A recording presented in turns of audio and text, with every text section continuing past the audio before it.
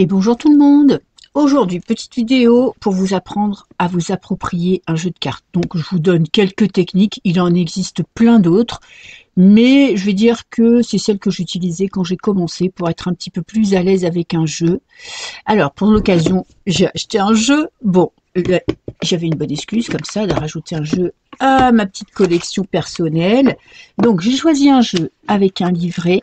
Donc vous avez l'explication de chaque carte, ça c'est pas mal, et deux tirages.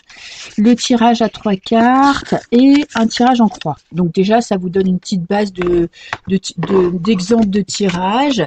Et on va regarder ensemble c'est un oracle, hein, je n'ai pas précisé je crois au début de la vidéo. Donc c'est l'oracle du sixième sens. Ce jeu contient exactement, sans mes lunettes, j'arrive à lire, oui, 47 cartes. Donc déjà, premier truc, c'est regarder tout le jeu. Donc ce que vous pouvez faire, vous regardez le jeu et vous pouvez faire déjà des tas avec les cartes qui vous paraissent faciles à comprendre. Voilà, l'homme, la femme, la croissance. Alors peut-être que vous avez un doute, tu te dis, voilà, celle-là, j'ai un petit doute, je la mets là. La réussite, l'élévation, le retard. Elles sont sympas, hein, les cartes. Hein. Donc, tiens, celle-là, tu peux te dire, bon, la maison, qu'est-ce que ça peut pouvoir dire? La fusion, par exemple, on hésite un peu. Vous voyez, vous faites tout le jeu comme ça. L'instabilité, il est sympa, hein, sympa comme tout. Écoutez, ça fait longtemps que je vois ce jeu passer et j'ai jamais franchi le pas parce que je me suis dit, bon, tu as déjà des oracles, pas la peine de rajouter un. Mais par contre, les couleurs, elles sont vraiment magnifiques parce que souvent les oracles, je les trouve un peu sombres. Donc voilà, tu commences à trier ton jeu, tu te dis, voilà, celle que j'aime bien, celle que je comprends bien et celle que je comprends pas trop. Donc, par exemple, la carte de la fusion, on va voir. Alors, à la 10, qu'est-ce qu'ils disent? Réunion, association, partenariat, symbiose, concrétisation, collaboration, complémentarité. Carte de la fusion évoque des sentiments sincères, une osmose sentimentale. Bon, il y a pas mal de trucs.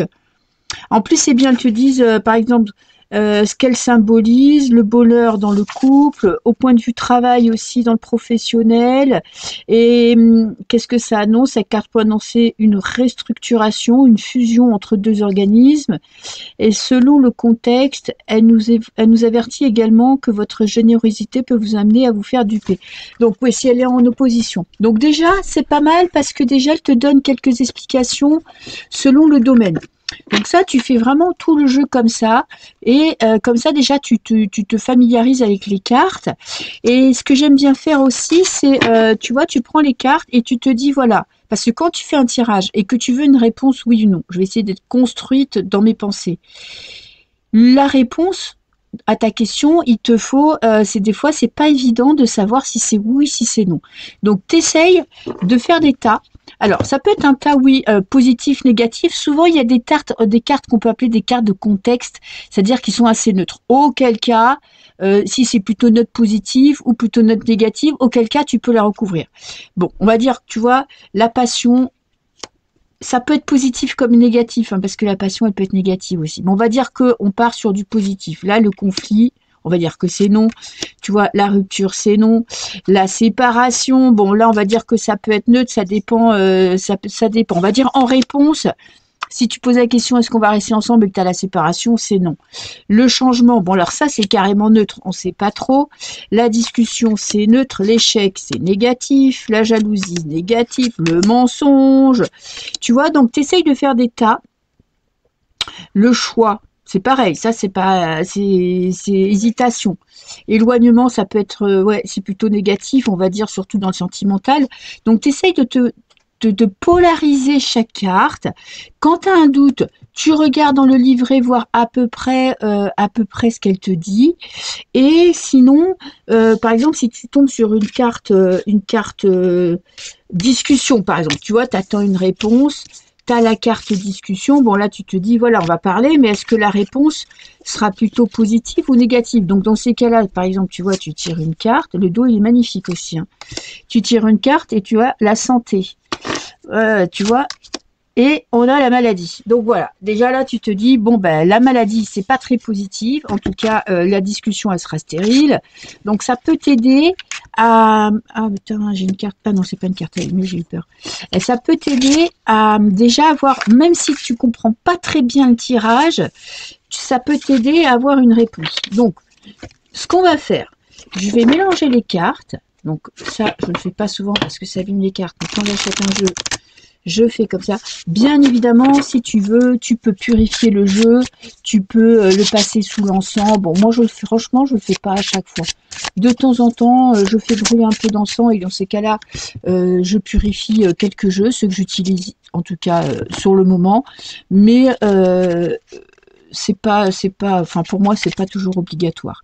Alors, on va essayer le tirage en croix. Comme ça, on va essayer d'avoir la réponse. Ok, alors là, on va prendre son tirage en croix. Alors, c'est un tirage à 4 cartes. Alors, qu'est-ce qu'on pourrait poser comme question? Alors, ce que tu fais, tu te poses une question. On va pas poser de question précise. On va essayer d'avoir le sens des cartes. On va dire question pour avoir une réponse oui ou non. Pense à une question. Alors, je vais voir dans quel sens il tire les cartes. Comme ça, on va vraiment suivre le livret. Comme ça, tu vas voir comment, tu vois, tu achètes ça et tu essayes un petit peu de te dépatouiller avec le jeu. Donc, tu te poses une question. Là, les cartes, elles sont tirées comme ça. Alors, 5 cartes. Elles glissent super bien. Moi, je pense que quand même, pour avoir un jeu, pour débuter, ça m'a l'air pas mal. Alors, bien évidemment, j'ai pas trop envie de suivre l'ordre des cartes. Bon, je vais faire mon tirage en croix. De toute façon, vous n'avez pas le livret. Pas grave. Donc, tirage en croix. Là, c'est un tirage en croix que moi, j'utilise personnellement plus souvent que tous les autres tirages. Donc, cette carte-là, elle va te représenter toi, ton état d'esprit sur le moment. Donc, on a la carte de la chance. Donc, c'est important de savoir ton état d'esprit parce que ça te donne un petit peu la façon dont tu abordes la question, donc tu abordes ton problème. La chance. Bah souvent, on tire les cartes quand on a un problème. Hein, et c'est pas quand tout va bien. Quand tout va bien, on s'en fout des cartes. Hein. Donc, la chance, ça veut dire que tu es dans un état d'esprit assez positif. En positif, tu as appris une vérité. On peut pas te mentir parce que tu vois, ben là, c'est intéressant. Je voulais pas faire trop une vidéo pour vous expliquer un tirage, mais bon, vu qu'on est là, ceux que ça intéresse pas, vous passez, hein, c'est pas grave. En positif, tu as une carte négative, donc tu as la carte du mensonge. Donc ça là, il faut l'interpréter positivement. Donc soit tu es dans la vérité, soit tu as pris un mensonge qui t'a permis, toi, d'être dans un état d'esprit plus positif parce que maintenant tu sais ce que tu veux. En tout cas, il faut rendre cette carte positive. Tu as démasqué quelqu'un qui te mentait et du coup, tu as pu prendre du recul et tu t'es rendu compte que tu avais de la chance. Tu vois, par exemple, si c'est une question sentimentale que tu es en train de te poser, tu as peut-être appris que tu as peut-être rencontré quelqu'un et ce partenaire, cette personne, tu t'es rendu compte que soit elle était mariée, soit elle avait des enfants, soit elle t'a menti sur son travail, tu vois. Et là, tu te dis, putain, heureusement que j'ai appris ce mensonge parce que là maintenant, du coup, avant que ça aille trop loin, je peux me détacher de cette personne. En négatif, on a le conflit. Alors, en négatif, t'es quand même en train de... T'es en conflit. Alors, tu peux être en conflit avec toi-même parce que tu t'es dit, putain, je me suis encore fait avoir, ou malgré tout, tu vois, bien que j'ai appris, bien que ce mensonge maintenant m'aide à prendre une décision, j'ai quand même des regrets, j'ai quand même des doutes, j'hésite encore, peut-être que du coup, tu es en conflit avec cette personne parce que tu as découvert un de ses secrets. Là, ça va être plutôt le futur très proche, on a la maison. Ok, donc ça, la maison, tu vois, la maison, par exemple, tu sais pas trop, tu te dis qu'est-ce que ça peut vouloir dire dans un futur proche. Donc la maison, ça représente le foyer, le cocon, la stabilité, le bien-être, le repli sur soi aussi. Peut-être que tu vas t'enfermer chez toi parce que tu te dis que putain là, franchement, c'était pas... Oui, je suis bien content de savoir la vérité, mais bon, j'ai besoin un petit peu de m'extraire du monde. Tu vois, il te dit douceur, construction, sécurité, réconciliation, harmonie, foyer, blablabla. Alors, Alors, la carte de la maison est celle de l'échange, de l'écoulement serein de la vie. Ok. Donc, tu prends du recul par rapport à la situation. Tu t'extrais un peu des conflits. Ça, c'est, tu vois, c'est à court terme ce qui va se passer. Ça peut être, tu vois, l'ambiance, tes énergies. Donc là, tu te dis, voilà. Bon, là, cette situation, franchement, même en positif, on a une carte négative. Ça veut dire que la situation, elle n'est pas folichonne. Donc, tu te dis, voilà. Je me replie sur moi. Ok.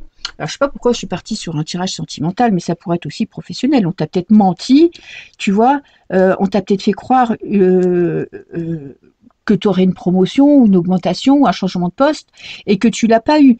Après, c'était peut-être juste avant de signer un contrat. Donc là, ou peut-être que tu as une autre proposition ailleurs, parce que c'est quand même, tu es dans une période de chance. Donc ce mensonge qui paraît peut-être négatif sur le moment, ben, peut-être que c'est positif.